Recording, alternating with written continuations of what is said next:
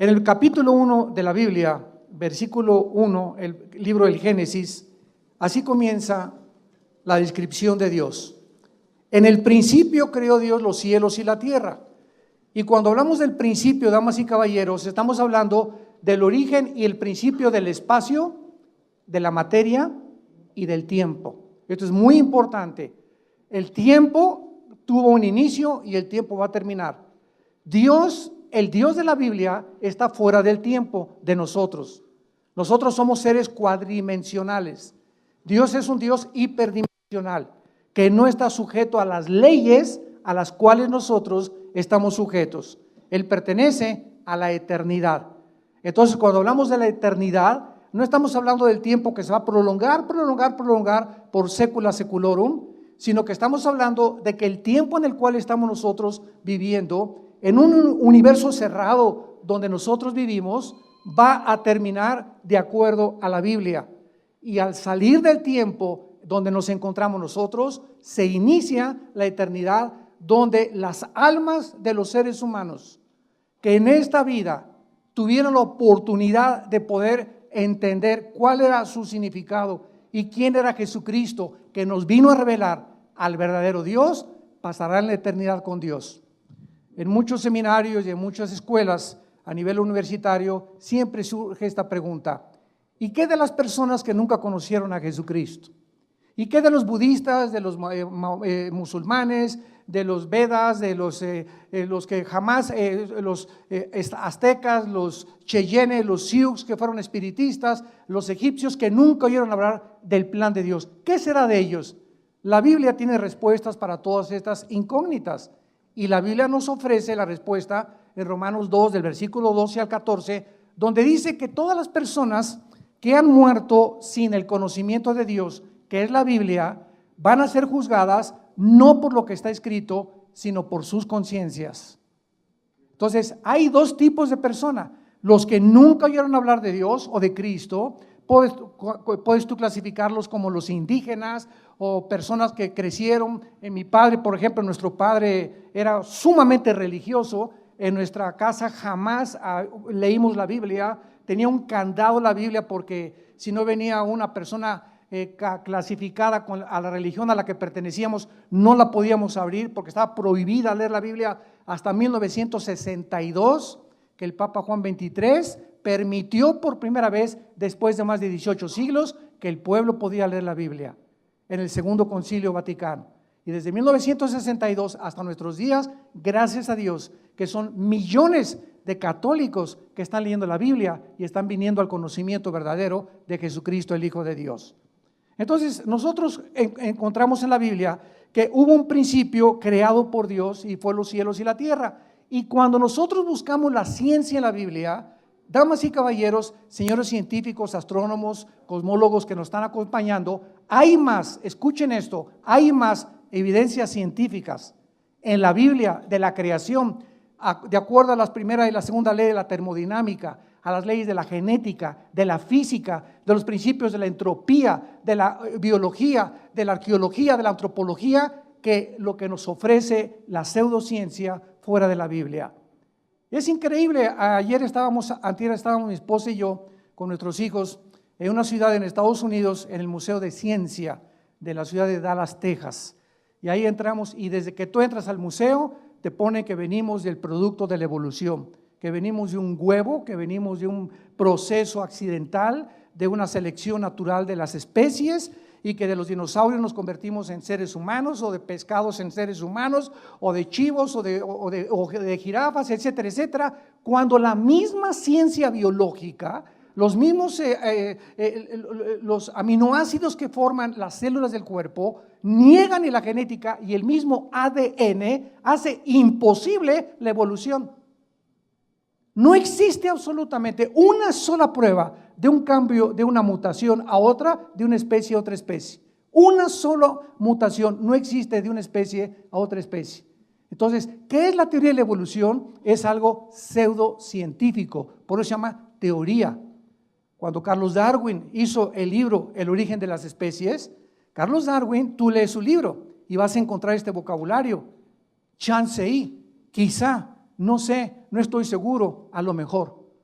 Este lenguaje no es científico. Y el título del libro dice el origen de las especies y nunca dice cuál fue su origen.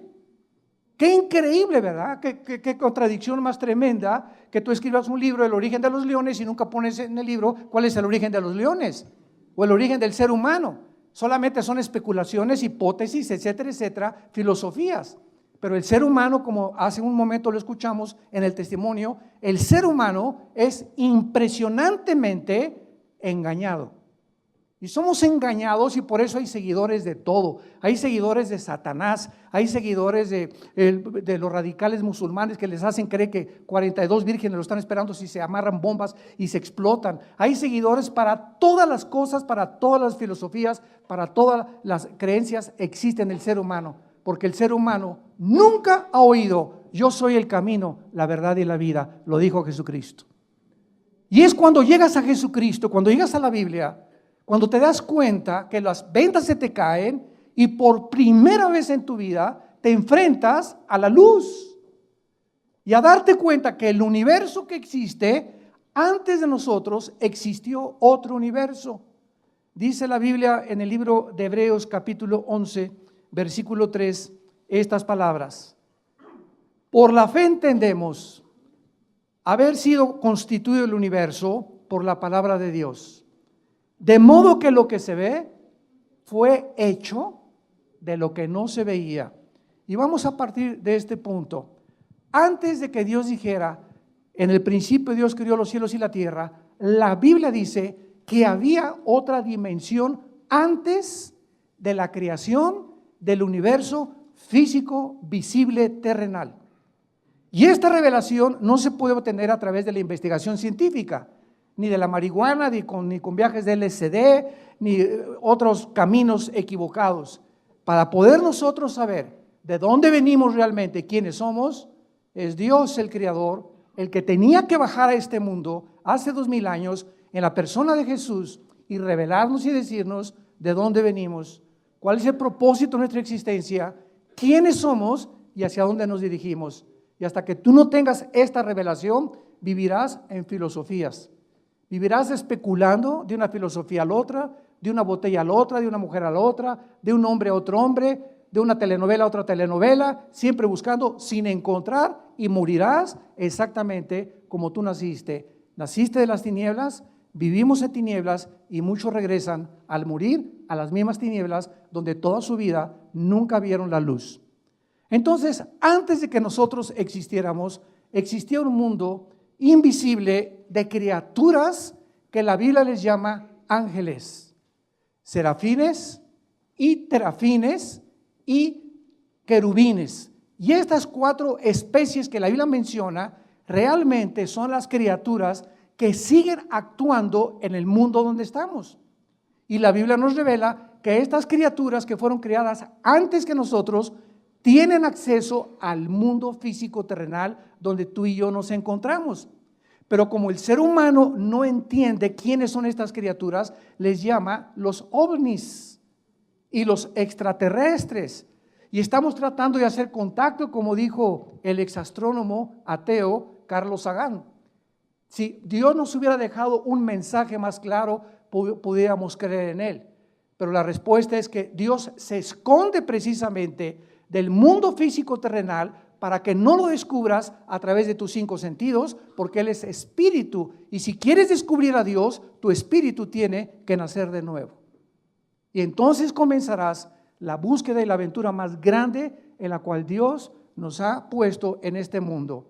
La Biblia nos muestra claramente en el libro de Job capítulo 38 que estos ángeles estuvieron presentes cuando Dios estaba, escucha esto, qué maravillosa es la Biblia, cuando Dios estaba tomando las medidas del planeta Tierra, cuando Dios estaba midiendo la distancia que la Tierra tenía que tener entre el Sol, cuando Dios creó la Vía Láctea, donde nosotros nos íbamos a mover en un pequeñísimo planeta llamado la Tierra, cuando Dios calculó que el movimiento de la Tierra fuera exactamente en 24 horas, y que no hubiera nada, ninguna fuerza física que le hiciera hacia la Tierra, que la ley física, donde dice que la velocidad de la masa es proporcional a la velocidad que se le impone.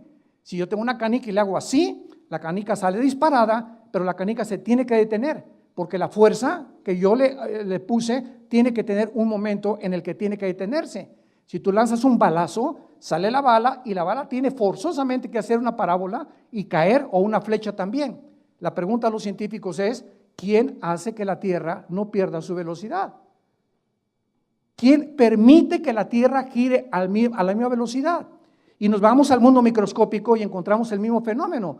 Todo está compuesto de átomos, electrones y neutrones y protones alrededor de un átomo.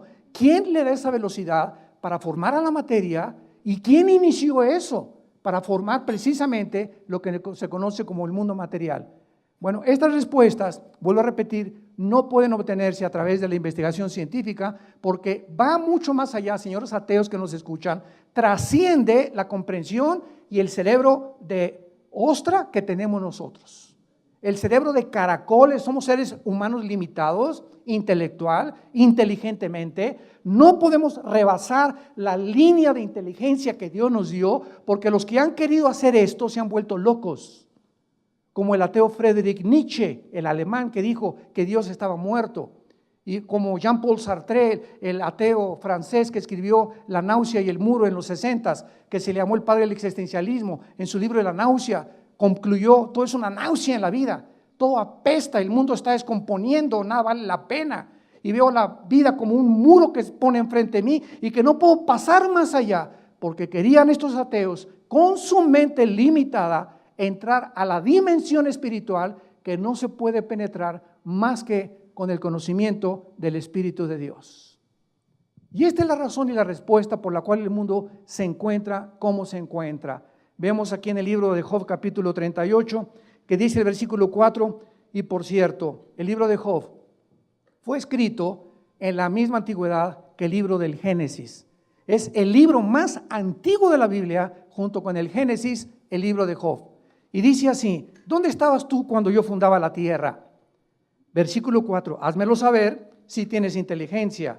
La respuesta es que ningún ser humano, ninguno de nosotros, estuvo presente cuando Dios comenzó a tomar las millas de la tierra, cuando le dio el movimiento de traslación alrededor del sol, cuando Dios formó las 4 estaciones para que la tierra pasara junto al sol en determinadas fases, para tener primavera, verano, otoño, invierno, para que hubiera agua, para que hubiera paisajes, para que hubiera pájaros, para que hubiera montañas, para que hubiera un cielo. Los cielos cuentan la gloria de Dios y el firmamento la obra de sus manos. Y Dios diseñó todo para que, aunque no tuviéramos el Espíritu vivo, pudiéramos con nuestra conciencia poder concluir con honestidad intelectual. Este diseño que existe a nuestro alrededor es imposible que haya sido hecho por un accidente. Como dijo Isaac Newton, que por cierto era cristiano, Newton, cuando postuló las leyes de la gravedad, es increíble la forma en la que las galaxias no chocan unas con otras. Y es increíble que en toda la Vía Láctea no exista la vida que existe en el planeta Tierra, y muchos hasta se quieren ir a la luna de miel. Imagínense nada más. Prefiero la Riviera Maya 1000 veces que la luna. Dice el versículo 5 el libro de Job, ¿quién ordenó sus medidas? Si lo sabes. La tierra tiene una medida perfecta en toda su periferia, tiene los paralelos, todo lo que existe en la tierra, todo lo que está en el ecuador, la forma como Dios puso el ozono para que los rayos ultravioleta del sol no penetraran directamente al mundo, la composición de el aire que respiramos, casi es un 90% nitrógeno, con oxígeno, con otros gases. Voy a cualquier otro lado y si no tengo esta composición exacta de lo que respiro, me muero. Todo está perfectamente bien calculado para que, vuelvo a repetir, honesta e intelectualmente pueda una persona decir, hay algo que trasciende mi existencia. Voy a buscarlo y lo voy a tratar de encontrar. Y la Biblia te promete que lo buscarás con todo tu corazón y lo vas a encontrar, porque es Jesucristo. Ni Buda, ni Mahoma, ni Confucio, ni Yasser Arafat, ni ningún otro líder religioso en el mundo te puede dar las respuestas que tuvo Jesús, porque Jesús comprobó que Él era realmente el Hijo de Dios a los 3 días haber vencido la muerte. y haberse levantado de la tumba y decirles: yo soy la resurrección y la vida. Todo lo que les dije es comprobado y Dios pone el sello: este es mi Hijo bien amado, porque lo levanté de los muertos, y su resurrección es la garantía y la esperanza que tenemos todos nosotros de volver a vivir algún día. Si Jesús no hubiera resucitado de los muertos, comamos, damas y caballeros, y bebamos, y como dicen, el que no tranza no avanza. Vivamos como los demás, porque vamos a acabar en la tierra y ahí se acabó todo. Pero si hay un propósito detrás de nuestra existencia, si somos agentes morales responsables de nuestra vida, tenemos nosotros que entender que vamos a dar cuentas a Dios algún día, en el día del juicio. Y cada palabra que tú has dicho en toda tu vida, cada pensamiento, todo lo que hemos hecho y lo que dejamos de hacer, será traído algún día a toda la eternidad. Dichosos y felices los que mueren en Cristo, porque han descansado de sus obras, y cuando mueran, el juicio lo llevó Él en la cruz en nuestro lugar. Ya no tienes que ser juzgado cuando mueras, si tú en esta vida y en esta mañana aceptas a Jesucristo como tu Salvador. Y continúa aquí en el capítulo 38 de Job, sobre qué están fundadas sus basas. En otras palabras, hace 4000 años, damas y caballeros, Dios preguntaba: ¿qué la tierra sobre qué está sostenida?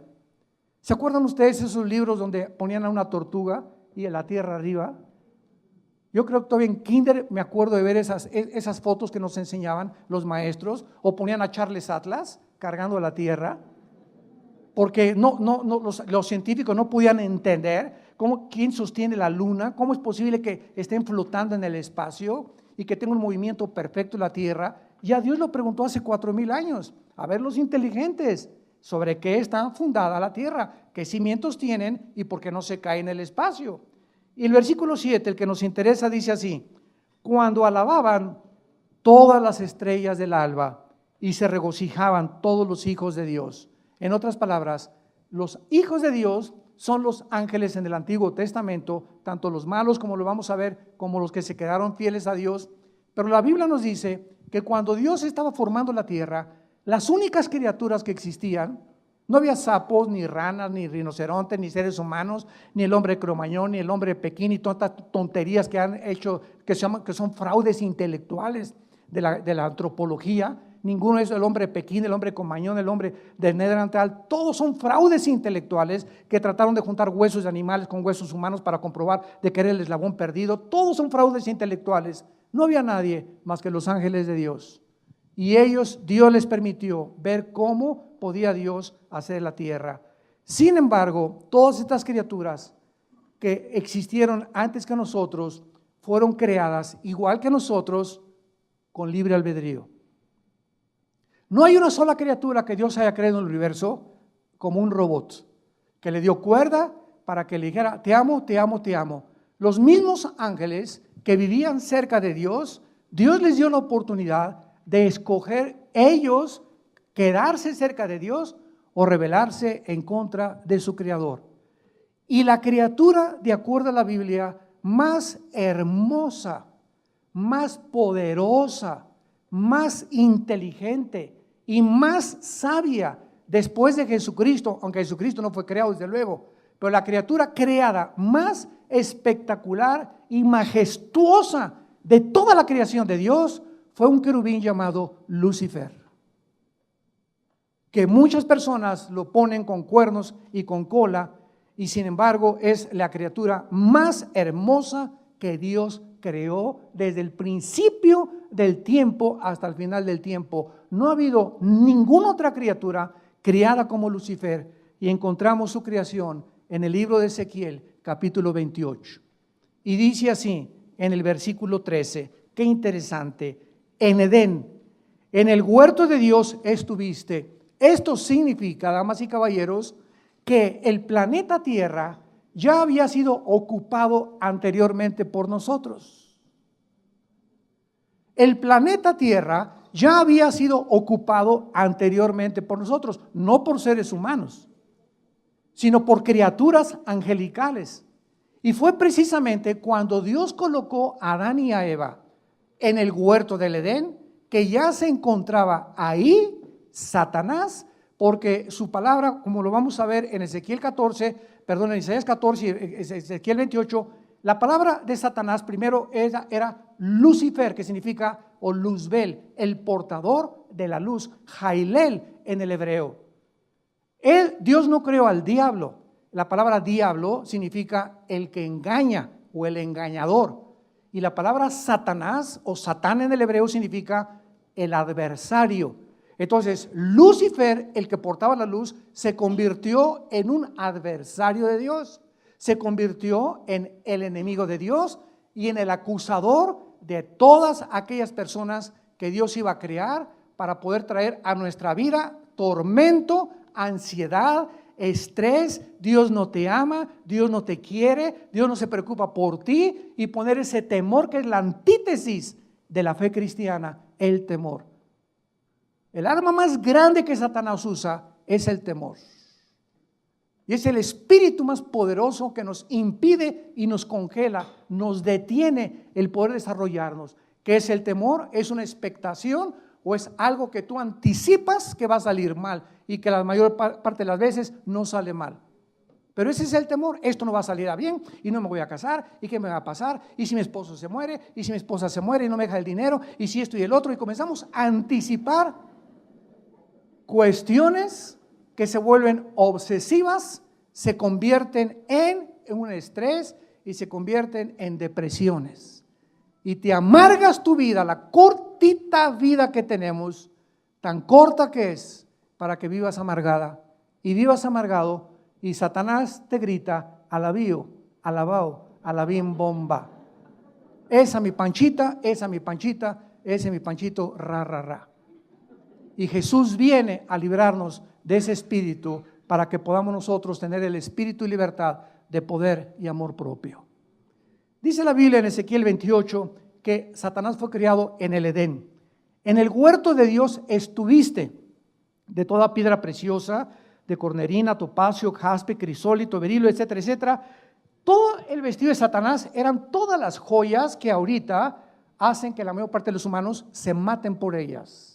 Por los diamantes, por el oro, por la plata, por los jaspes, por las esmeraldas, lo que consideramos lo más así, lo más hermoso. Y una mujer que trae un collar de perlas verdaderas o de esmeraldas, ¿verdad? Es de millones de dólares. Todo el vestido de Satanás fue creado escuchen, porque esas piedras, esas gemas preciosas ya estaban aquí en la tierra. Y lo vamos a ir desarrollando para que vean lo interesante de la forma de la creación humana. Dice el versículo 14: tú, querubín, así le llama Dios, grande protector. Noten, el Luzbel era el protector de la santidad de Dios. Se le llama protector. Aquí es antes de que él cayera en el pecado y la rebelión. Fue creado hermoso, precioso, con su vestido lleno de joyas, impresionantemente maravilloso, poderoso, sabio, y además era el que guardaba y protegía a Dios. Y la pregunta es: ¿de qué? Si el pecado no había entrado. Muy bien, el pecado no había entrado, porque el pecado entró primero en los ángeles antes que nosotros, pero sin embargo había el potencial en esas criaturas de que se rebelaran. Entonces Dios sabía que al haber creado esas criaturas, Él corría el riesgo de que muchos de ellos le dijeran: no queremos seguir contigo, como muchos seres humanos lo han hecho actualmente. No queremos tus leyes ni tus 10 mandamientos, déjame a mí hacer mis mandamientos. Yo no quiero tener nada contigo, Dios. Para mí tú no existes, yo soy Dios, yo me crié, yo soy el que pongo mis leyes morales, mi código de conducta. Y es la misma actitud que muchos seres humanos tienen, sin considerar que esta actitud la tuvieron los ángeles antes que nosotros. Y dice la Biblia que a ellos Dios no los perdonó. A ellos, cuando se rebelaron, no los perdonó Dios. Dice 2 de Pedro: ¿y por qué a nosotros sí? La pregunta es, y la respuesta es: porque ellos veían a Dios y nosotros no lo podemos ver, creemos por fe. Esa es la grande diferencia. Por eso ellos no tuvieron perdón, y por eso ahora Dios quiere y diseñó que el que quiera seguirlo a Él sea por la fe, sin tener necesidad de ver nada, confiando en lo que nos dice en la Biblia. Y sin esta fe, sin esta confianza que tú tengas en Dios, es imposible que tú camines con Dios, ni que le agrades a Dios, ni que Dios pueda hacer nada por tu vida. Tú puedes ayunar 8 días y revolcarte en el suelo y gritar y llorar y ponerte ceniza y golpearte y ponerte carbones, y Señor, a Dios no lo mueven nuestros sentimientos ni nuestras emociones, a Dios lo mueve la fe. y sin fe es imposible agradar a Dios. Este querubín protector dice, te puse en el santo monte de Dios, allí estuviste en medio de las piedras, perfecto eras, versículo 15, en todos tus caminos, desde el día que fuiste creado hasta que se halló en ti, Eguel, en el hebreo con W, que se tradujo maldad y que significa injusticia en el vocabulario de nosotros actualmente. Y en el versículo 17 se nos manifiesta la razón de la caída de Lucifer. Se enalteció tu corazón a causa de tu hermosura. Muchas veces he oído la maldición de Miss Universo, la maldición de los hombres guapos, o la maldición de aquellos que tienen todo absolutamente y que no saben que esa belleza y que esa guapura o que ese buen estado en el que tú te encuentras o ese dinero o las propiedades que tú heredaste, no sabes y no es reconocido que vienen de Dios. Y comienza el ser humano a creerse y a despreciar a los demás porque anda con guaraches, porque nació con cara de sapo tu vecino, porque otro tiene orejas de coliflor, otro nació pelón, otro chaparro, etcétera, etcétera. Y ninguno de nosotros escogimos nacer como nacimos. Y cuando vienes a Jesucristo, Él viene a penetrar todas las barreras sociales y a mostrarnos que no somos ante Él diferentes. Somos creación suya.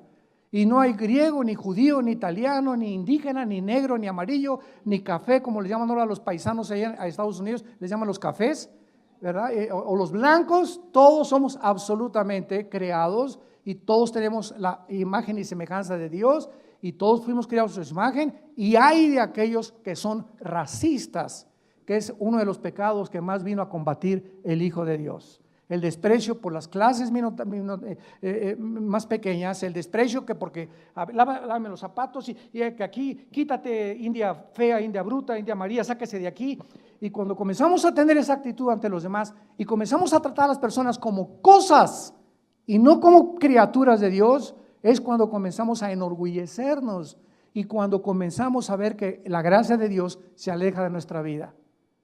Porque la Biblia dice, el que se acuerda del pobre, se acuerda de Jehová de los ejércitos. Y cuando tú le niegas un saludo, o cuando tú en tu iglesia o en tu casa recibes a los mejores vestidos y pones a los peores vestidos hasta atrás, porque te avergüenzas de ellos, ten mucho cuidado con tu cristianismo, porque eso no es cristianismo, eso es racismo y orgullo social, intelectual, que tienes todavía arraigado en tu corazón. Muy bien, en Isaías 14 nos brincamos de Ezequiel y encontramos en Isaías 14 la caída de Satanás. ¿Y qué es lo que en este planeta Satanás y cómo sabemos que él estuvo aquí? Para tener más confirmación. Dice Isaías 14, versículo 12. ¿Cómo caíste del cielo? Oh lucero, ahí está el nombre de él. Lucifer, Heilel en el hebreo. ¿Cómo caíste del cielo, lucero, hijo de la mañana?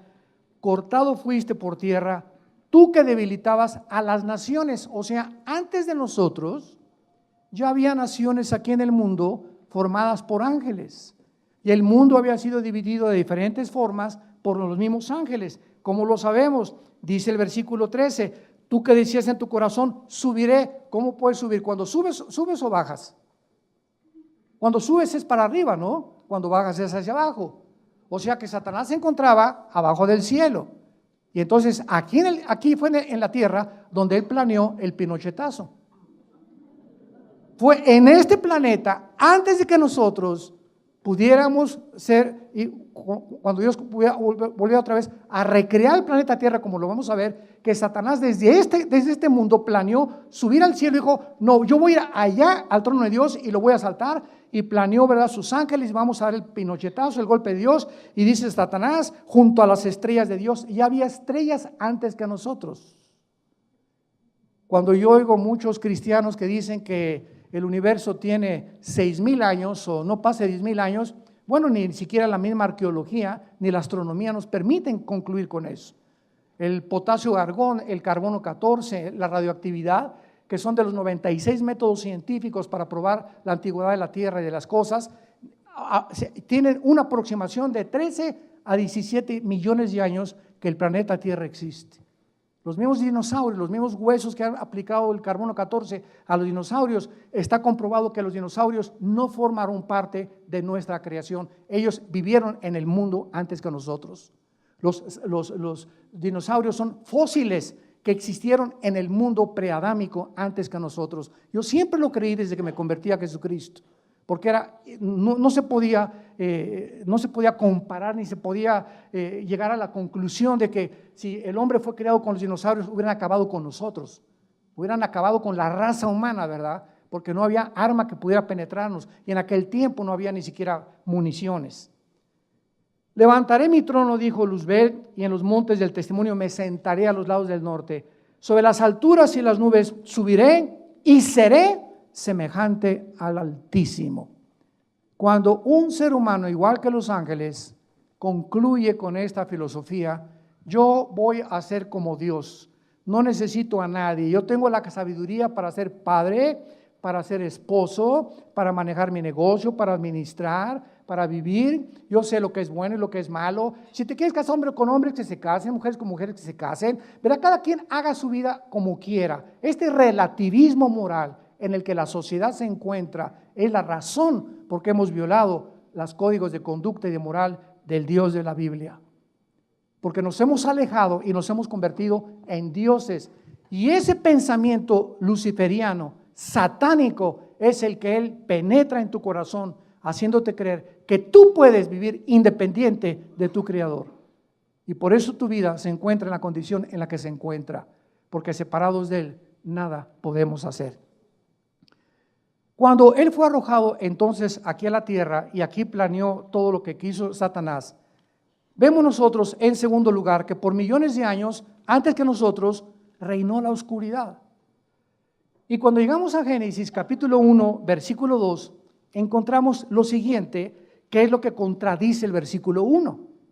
Y ese ha sido el debate teológico en los últimos 50 años, o tal vez desde hace más siglos. Y la tierra estaba desordenada y vacía.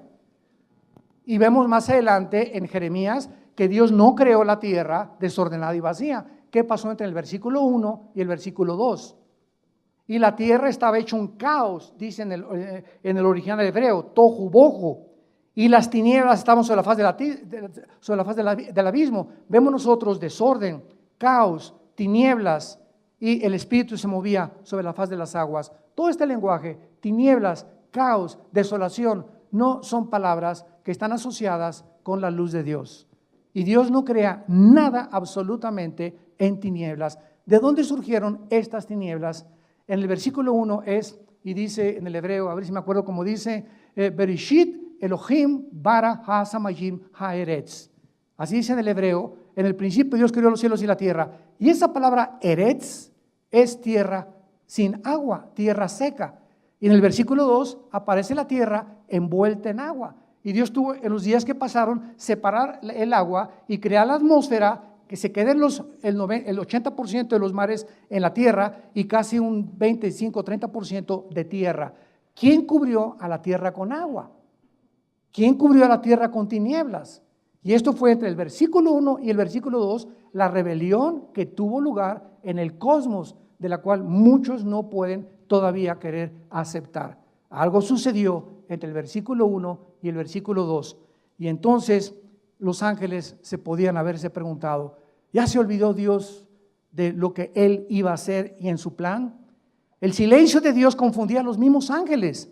Y la oscuridad era universal en este planeta porque la tierra pertenecía a Satanás. En Lucas 4, 6 al 7, Satanás le ofrece a Cristo y le dice, yo te entrego los reinos y la gloria de este planeta si te hincas y me adoras. Y Cristo no lo reprendió diciéndole, mentiroso no es tuyo, sino simplemente le dijo, al Señor tu Dios adorarás y a Él solo servirás. Cristo reconoce que Satanás está como regente de este planeta todavía. Y más adelante en Juan 16:11, Cristo le llama a Satanás el príncipe de este mundo. Jesucristo, el Hijo de Dios, al bajar a este planeta, le otorga a Satanás un título de realeza, príncipe. No le dijo, eres un siervo nacido de huevo podrido. Eres un príncipe, le dijo. O sea, que es un príncipe, es exactamente el escalafón antes de llegar a ser rey. Él era el rey de este planeta y cuando pecó bajó a ser príncipe nada más, y por algún asunto misterioso que vamos a tratar en esta teodicea teológica de entender por qué Dios le sigue permitiendo a él controlar esto hasta que muere Cristo en la cruz y le vence con su sangre. Y nos da a nosotros los cristianos el poder sobre él y sobre todos sus demonios. Porque mayor es el que está entre nosotros que el que está en el mundo. Y él está aquí en el mundo todavía.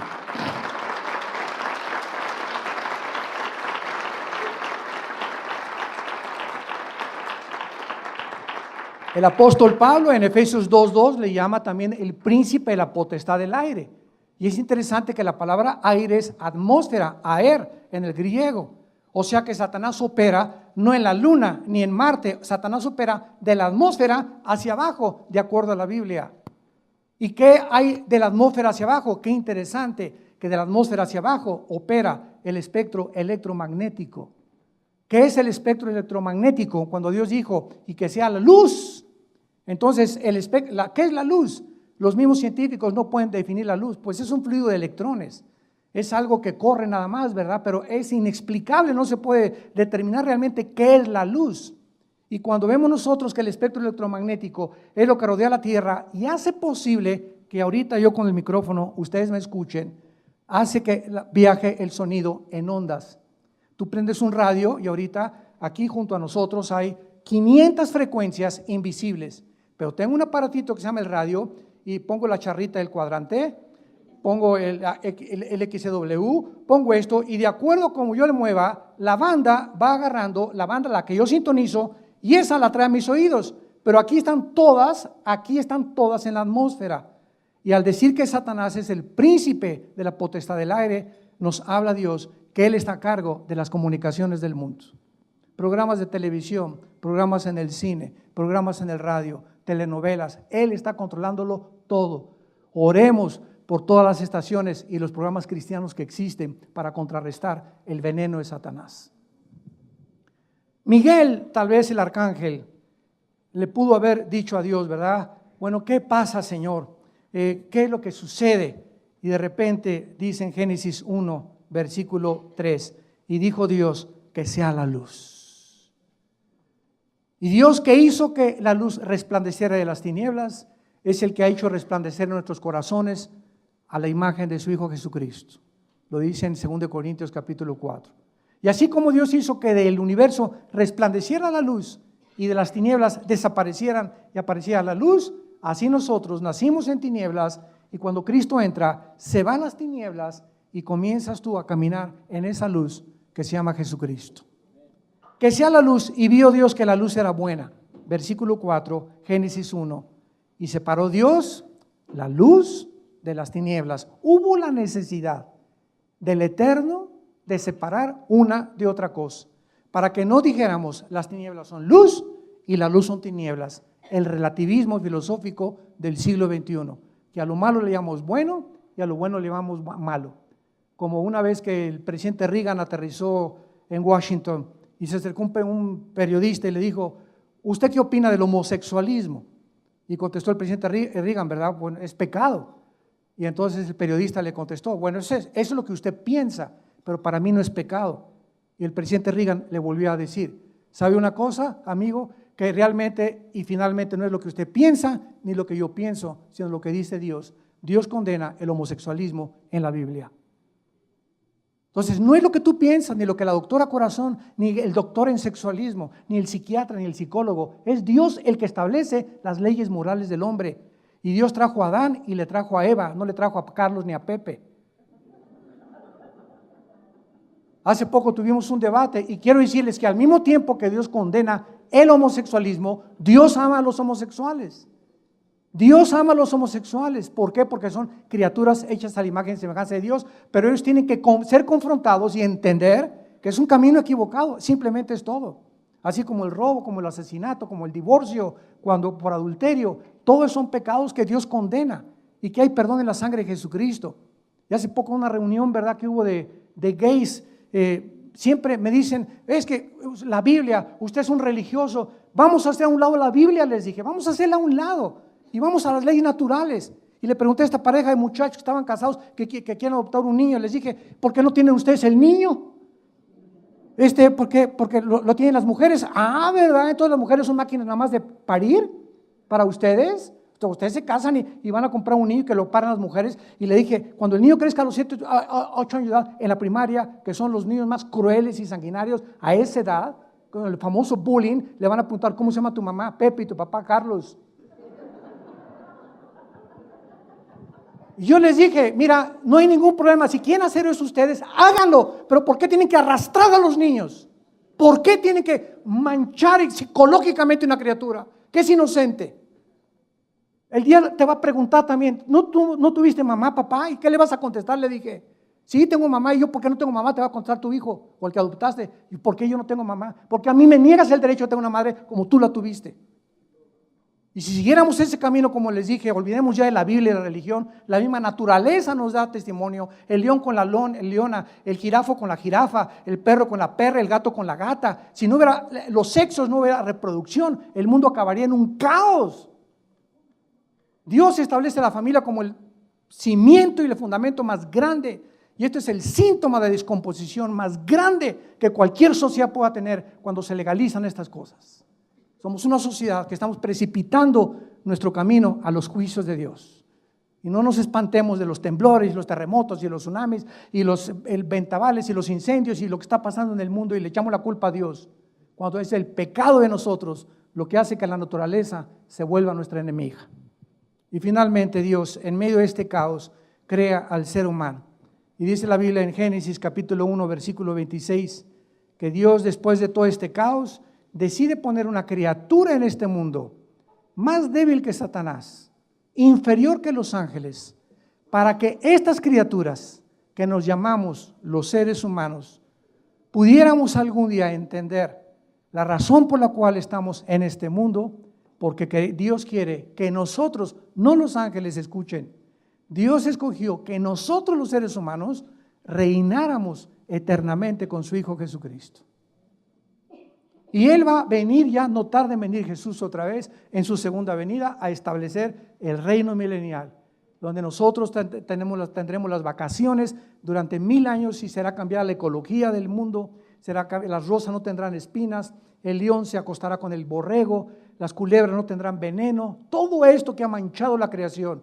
Cuando el hombre, la primera pareja, se rebela contra Dios, es lo que Dios va otra vez a reestructurar y va a reformar para que nosotros comprendamos que valió la pena vivir y creer en el Hijo de Dios. Dice la Biblia en Génesis 1:26 que Dios dijo, entonces hagamos al hombre a nuestra semejanza y señoree en los peces del mar, en las aves de los cielos y en todo animal que se arrastra sobre la tierra. Damas y caballeros, ¿cuál es la diferencia entre los hombres y los animales? Una vez mi esposo y yo, cuando llevábamos a nuestro hijo Caleb al pediatra, nos dijo que la cola, y nos dijo, mira, aquí atrás en el coxis, ¿verdad? Hay como un hoyito que antes teníamos, ahí estaba la cola. Y era un pediatra, ¿verdad? Me reservo su nombre, de los más prestigiados que hay en México. Le dije, con todo el respeto que usted se merece, gracias a Dios que la Biblia es el único libro de los billones de volúmenes de literatura que existen en el planeta Tierra, que nos dice que la única diferencia entre nosotros y los animales es el espíritu.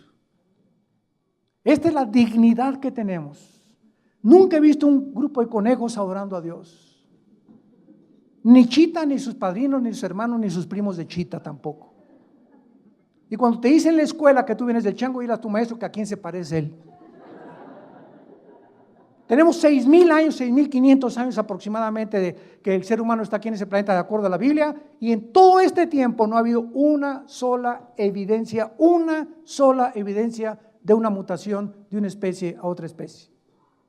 Hemos sido siempre seres humanos, los peces han sido siempre peces con su sistema branquial, las chivas han tenido sus garras para vivir siempre en las montañas, las aves siempre han tenido sus alas para vivir en el espacio. Dios diseñó 4 cuerpos, los cuerpos del ser humano, los cuerpos de los peces, los cuerpos de los animales terrestres y los cuerpos de las aves. 1 Corintios capítulo 15 del 50 en adelante. Y de ahí en adelante nos damos cuenta que la Biblia tenía razón. La Biblia es más moderna que la ciencia y el periódico de mañana en la mañana.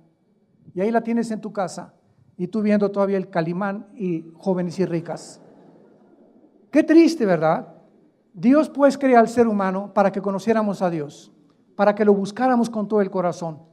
Y entonces, como el ser humano nació muerto espiritualmente, somos un espíritu, tenemos un alma, vivimos dentro de un cuerpo. Esta es la forma como Dios diseña los elementos tuyos y los míos. Somos espíritu. Tenemos un alma y vivimos dentro de un cuerpo. Cuando la primer pareja se rebela contra Dios, mueren espiritualmente y de Adán a nuestros días, dice la Biblia que nacimos muertos espiritualmente y entonces el hombre, por traer la imagen y semejanza de Dios en el alma, que es el alma, la mente, la voluntad, el intelecto, los sentimientos y las emociones. El ser humano, al descubrir que hay algo que trasciende, los egipcios enterraban a sus muertos con comida. No hay una sola tribu, una sola civilización en la historia que no haya creído que algo trasciende en el más allá la vida humana. Todos los indios, los Sioux, los Cheyennes en Estados Unidos eran espiritistas. Todos han creído que hay algo por ahí. ¿Qué es la brujería? Es una forma equivocada de hacer contacto con el espíritu Cuauhtémoc o con el espíritu de tu madrina o con comunicarse con lo más allá, porque algo nos dice que hay algo que trasciende esto. Y esta es la razón por la que se inventaron las religiones. ¿Qué son las religiones? Son sustitutos y caminos inventados por nosotros para poder idear la forma de cómo reconectarnos con la fuente de energía que es Dios. Y todas las religiones, sin ninguna excepción, tienen el mismo común factor denominador. Todas las religiones enseñan que para conectarte con Dios necesitas portarte bien y hacer sacrificios. De alguna forma, algún sacrificio. Y cuando vienes a Cristo, nos muestra la Biblia que no necesitamos portarnos bien, que así como estamos de sucios con tu homosexualismo, borracho, parrandero y jugador, tuviste 5 abortos, eres un mentiroso, eres esto, eres el otro, eres un adúltero, así como estamos, Dios nos ama y nos quiere perdonar en esta mañana desde una cruz. Este es el mensaje del Evangelio, que Dios muestra su amor para con nosotros en que estando en la condición en que estamos, nos ama. No nos dice Dios vete a la vida y vuelta y después hablamos. O no comas en un mes y después hablamos. O mira, métete de monja o métete de monje. Dios, ese no es el mensaje de la Biblia. Dios dice así como estás, te amo. Y lo único que necesitas hacer es lo siguiente, creer que en esa cruz yo di mi vida por ti y estoy pagando una cuenta que tú nunca pudiste pagar, ni con lo mejor que te pudieras portar, ni con los sacrificios que pudieras hacer. Yo lo hice todo en una cruz. Y cuando yo entre a tu vida, escúchame muy bien, cuando yo entre a tu vida, dice Dios, yo tengo el poder para cambiar tu vida y llevarte por el camino de la verdad, el camino de la justicia, el camino de la santidad. Porque separado de mí jamás lo podrás obtener. No es por obras para que nadie se gloríe, es por la gracia de Dios, la salvación en Jesucristo. Y por eso la palabra de la cruz es locura al que se pierde, porque este mensaje choca contra el orgullo humano. El orgullo humano dice, no, yo tengo que hacer algo para que me acepte Dios. Voy a dar mi dinero para construir 10 asilos y voy a construir orfanatorios. O me voy a meter, como les digo, en un colegio de monjitas en la antigua Guatemala, me invitaron y me dijo uno de las personas que me invitó a dar conferencias a estas monjitas, la Madre Superiora quiere hablar con usted. Con mucho gusto le dije, yo amo a las monjitas y me encanta estar con ellas y hablarles de Cristo. Y le dije a la Madre Superiora, ¿por qué están aquí encerradas? ¿Cómo que por qué estamos encerradas? Trae una Biblia, y me dijo, sí, le dije, tráigamela, la Biblia católica, Mateo 28, 19 al 20, id y predicar el Evangelio. ¿Qué hacen aquí? ¿Qué hacen aquí? Le dije, hace poco estuve con un convento también con unos monjes, ¿verdad? Y les dije, ¿qué hacen aquí? El mensaje de Dios es que salgamos al mundo a predicar. Aquí encerrados, ¿cómo van a predicarle a nadie Cristo? Pues es que nos enseñaron que aquí encerradas encontramos a Dios. ¿Quién les enseñó eso? No está en la Biblia. Y Ave María Purísima comenzó la maquita a persinarse, ¿verdad? Y recibió a Cristo, gracias a Dios. Esta mujer hace 7 años que estuve con ella. Y tengo a veces correos de ella donde me dice que ella quiere ya verdaderamente seguir a Jesucristo. Claro que se salió a los 6 meses, se salió, ya no está en el convento. Anda por allá, por Perú, por Paraguay, por el Centroamérica, y está tratando, ¿verdad?, de ir a iglesias y poder crecer en Cristo, y quería irse misionera al África. Pero es el mensaje que hace encerrado, o sea, los engañó el diablo. Los encerró y inventó los conventos, porque ahí encontramos a Dios. Ahí no encontramos a Dios. A Dios lo encontramos dentro de nosotros, en la persona de Cristo, cuando Él entra a nuestro corazón como nuestro Salvador. Y la iglesia no es un edificio, la iglesia somos nosotros las personas. Donde 4 o 5 se reúnen, ahí estoy en medio de ellos, dijo Jesucristo. ¿Por qué, damas y caballeros, tanta ignorancia? ¿Por qué tanto paganismo? Porque ignoran la Biblia. Porque ignoran la Biblia. Mi pueblo pereció por falta de conocimiento, porque cuando conozcan la verdad los hará libre. Es un mensaje que choca contra el orgullo religioso. Es un mensaje que choca contra el intelecto del ser humano. Pero Dios escoge este mensaje para que pudiéramos nosotros conocerle y aceptar a su Hijo en nuestro corazón.